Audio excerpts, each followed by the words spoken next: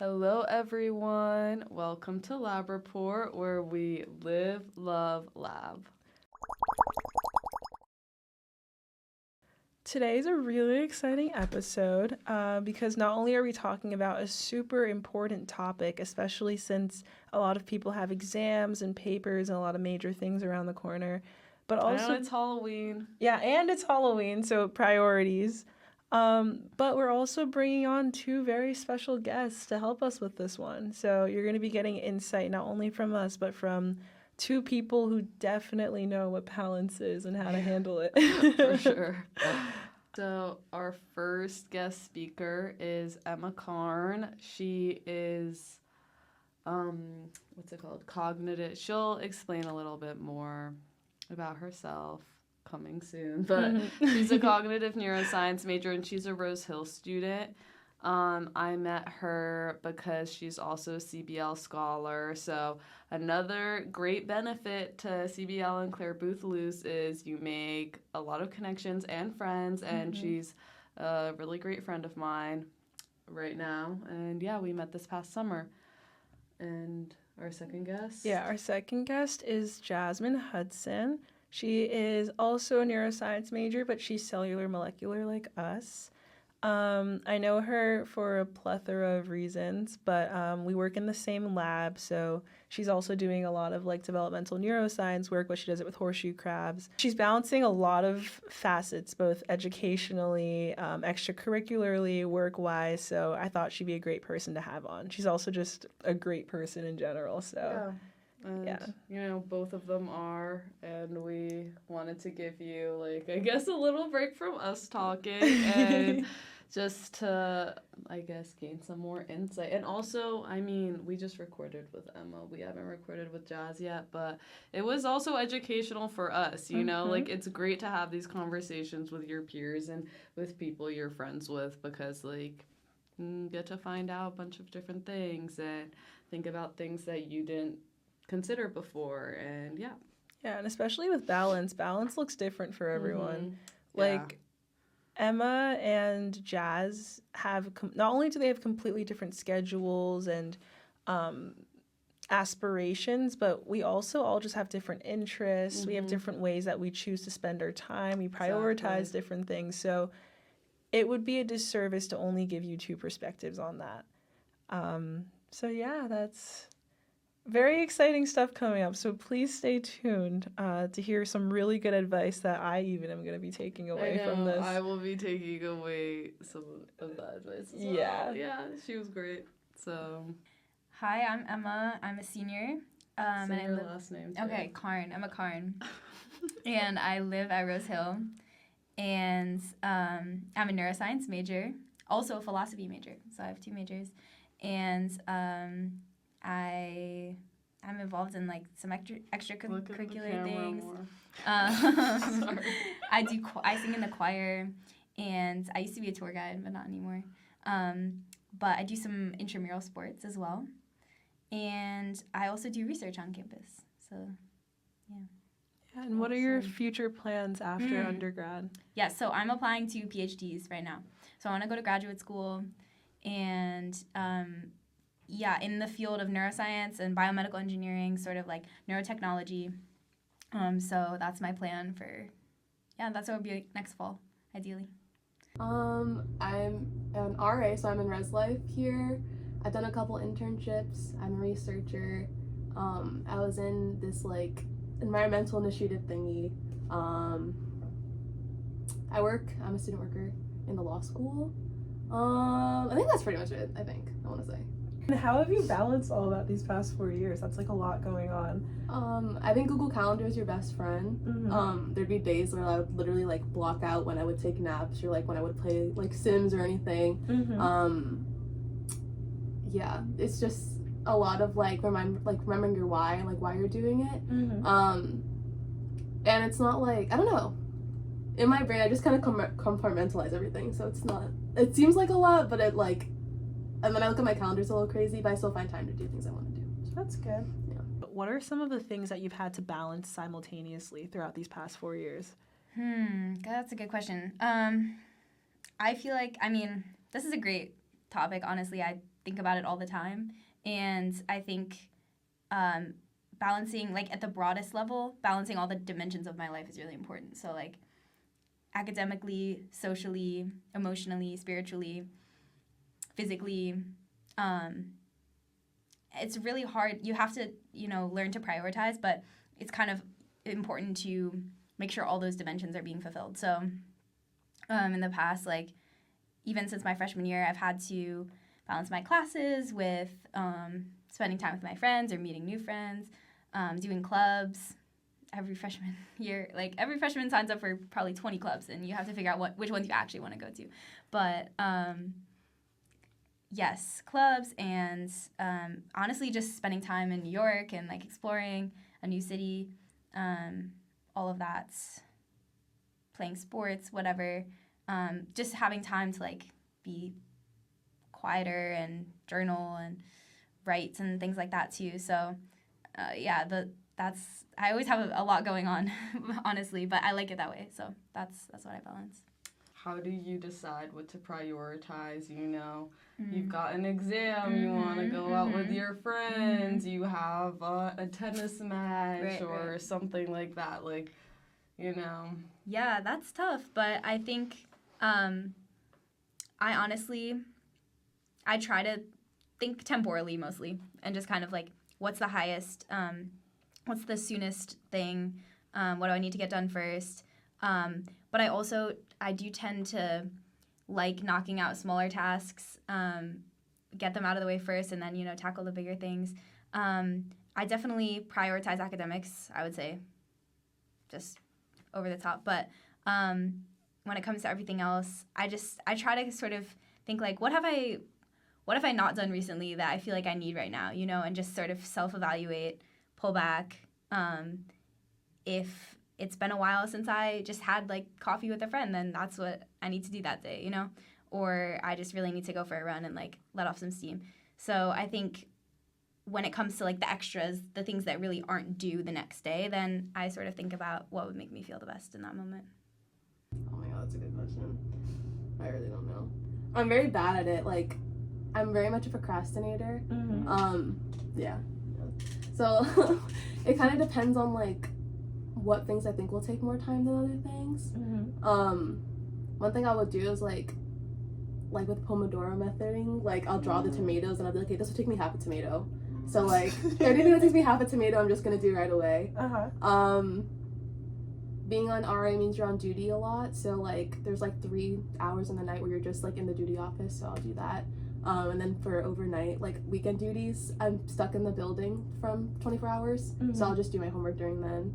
A lot of my friendship time is just kind of, like, parallel playing while you're doing homework and Argo together. So, like, we'll put on, like, we've done it, like, we would just put on, like, a shared Spotify, like, playlist or, like, a jam or whatever, and that'll be, like, satisfying my need to, like, be around people and then, like, also doing work. But it really much depends on the week, and I'm not afraid to ask my professors for extensions and, like, my supervisor for extensions, or if I'm at work and I'm sitting, like, because I just work at the front desk, so I'll be like, okay, like, I need to take this hour to do my homework, and then, like, we're chilling.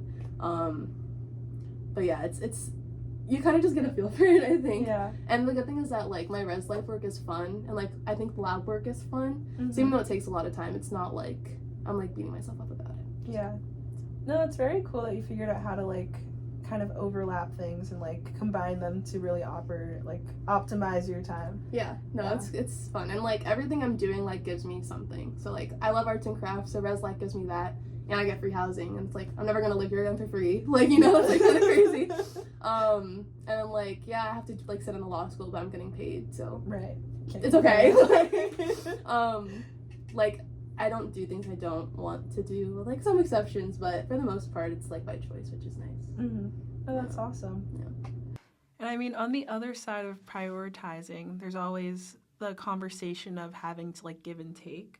Do you think you've ever had to sacrifice anything? And if you had, how did you decide what to sacrifice? Definitely, yeah. I mean, I think the thing that comes to mind is clubs, because I did sign up for a lot, as I alluded to, and over the years kind of pared down, honestly. Not that I really can count, but I think this year probably is the fewest. But I've also embraced leadership roles in some of them, so that comes with a bigger time commitment. So I think club is in leadership roles. So I am the treasurer of the Integrative Neuroscience Student Association, INSA, we say. And I didn't even know that was a thing. No, me neither. That's awesome. Only but you guys definitely could come to it, but I think it's mainly Rose Hill. Okay. But it's fun. Yeah, we do some fun stuff, and technically it's open to everyone too. You don't have to be a neuroscience major. You can just be interested.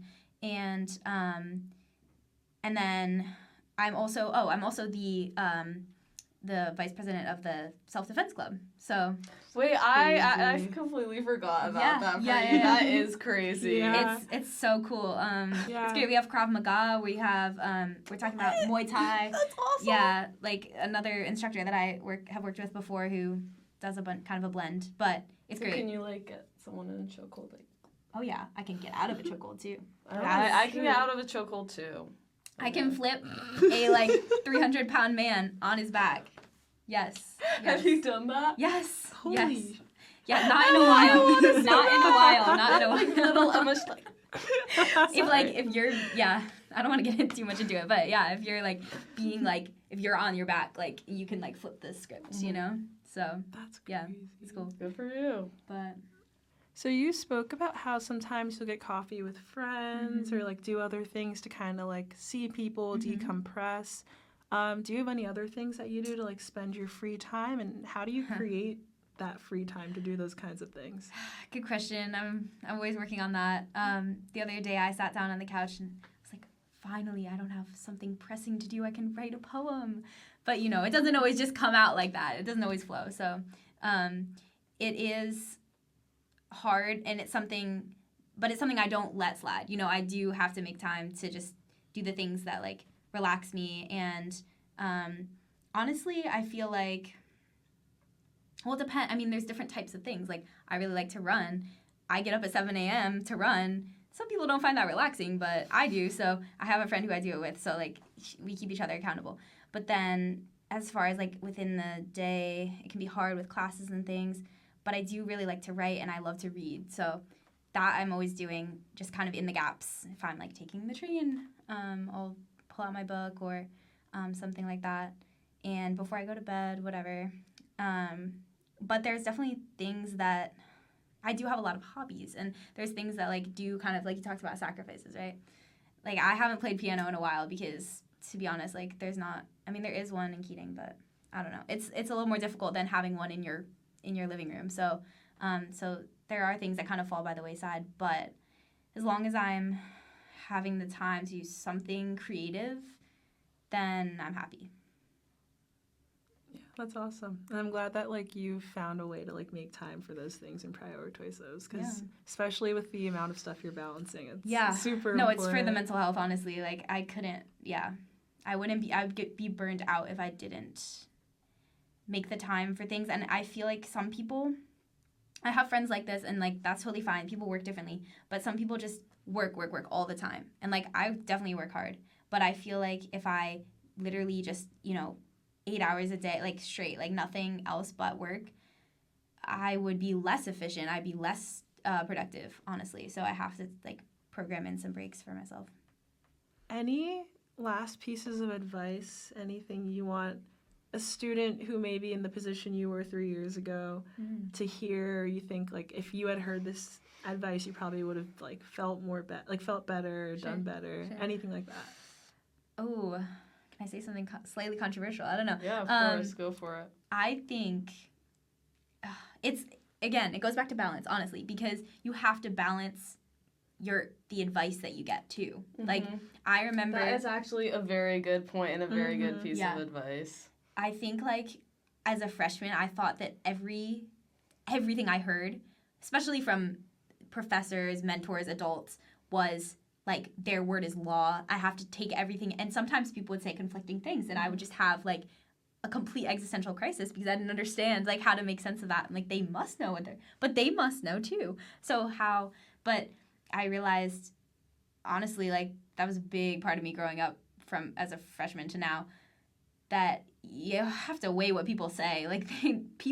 Adults have biases too. I mean, we're adults now, but people in established careers have biases, maybe more than we do, honestly. Our opinions are more unformed, Yeah, exactly. We're still kind of in this sort of shifting, tenuous period, but they really are solidified. You know, these are people, you have to keep in mind where people are coming from. And so I definitely got advice that made me kind of doubt what I intuitively wanted to do. And I had to cry to my mom on the phone and work through it. But, you know, ultimately I realized, okay, well, I'm just going to not take that piece of advice. Like, I'll keep this in mind, but that piece of advice, no, that doesn't work for me, you know? And I think that's the important thing, is learning to just take it all in and try not to be, you know, and sort it out and try not to be overwhelmed, but feel free to reject pieces of advice too. And, you know, it's kind of rewarding because rewarding, I don't know if that's the right word, but one of my advisors subsequently sort of pulled back on on something he told me, very hard line I had to do, and I did not have the time or bandwidth to do it. And later he was like, well, actually, turns out you didn't really need to do that. It's like, okay, well, I'm glad I didn't. You know, I'm glad I didn't waste so much time worrying about it. And yeah, so that's, I mean, still something I'm working on, but just coming out of a meeting and not being shattered by what you just got told, I think is a good skill to cultivate. Yeah. That's fantastic That advice. is, wow. Emma's like a natural podcaster, goddamn. Making me question everything, though. Just kidding. I've had some time management's been like really hard. And there's been like personal stuff in my life too that's been like just kind of like balancing with, but when I kind of switch into mentality, it's like I'm not here to get an A, I'm actually here to enjoy what I'm learning. It really made a difference, and like I kind of try to carry that with me. And I made good friends, so can't complain so much. No, that's awesome. Yeah. And yeah, as you guys can see, it doesn't matter how far you get or where you are, you're still gonna have little struggles like time management. But there's always a way to work around it. Yeah. You have to just find, like, Google Calendar is your best friend. Like, 100%. Block out the time you make different calendars if you need to. I know, like, at one point Isaiah had a social calendar that he would have. I'd be like, okay, I can't go to any of these, but if I wanted to, I'm invited. Yeah. It's on my Eventbrite. Events. Yeah. And then, like, also just, like, budgeting time for yourself. So, like, I play The Sims. I can play The Sims for 8 hours. I'm playing The Sims for 8 hours, even if it's, like, at 3 a.m. And that'll, like, fill my cup for the rest of the week. Period. Yeah. Come up to Res Life events, please, if you're living on campus. And if you're a STEM student who's interested in Res Life, come hit me up, because we can talk. Cool. Yeah. Thank you guys for listening. We hope that you gained some really helpful advice and some perspective on how you can maybe approach balancing things, whether you're a freshman just starting, you're a senior getting ready to move on to the next part of your life, you're a professor who's just interested in what other people may be doing with their time. Or you're a professor also struggling with time management, you know? Very true. It's a very real thing. It never ends, honestly. It never does. So we hope you guys enjoyed this episode. We hope you tune in next week. If you liked this topic, as always, please request some on our Instagram. Oh, this one's also for my mom. Yeah, she requested this topic, actually. Shout out, Mom. Shout out Sophia's mom. She requested time management, so continue requesting them topics.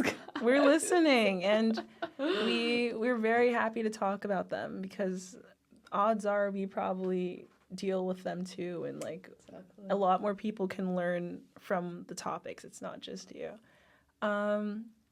We have a lot of really exciting stuff coming up. If you really liked these guests that we had on, stay tuned, because we're going to have professors on. We're going to have people who could speak about scholarship opportunities and other opportunities and extracurriculars you can pursue. So, if you don't want to stay for our fantastic personalities, then stay for the information you'll be able to get. So with that, we'll see you guys in 2 weeks. 2 weeks, yeah. Yeah? Okay. All right. Bye. Guys.